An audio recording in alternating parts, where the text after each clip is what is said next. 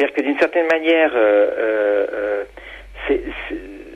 en fait, là je renvoie alors à un écrivain anglais qui s'appelle John King, qui écrit Football Factory, La Meute, etc., aux couleurs de l'Angleterre. C'est une trilogie sur le football dans les années 90 en Angleterre.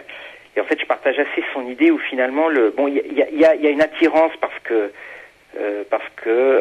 plus que par le sport en lui-même, c'est le sport qui réunit, en tout cas, de moins en moins parce qu'on a de plus en plus de places assises, de contrôles qui se font, mais qui permet à la meute de se réunir en plein air.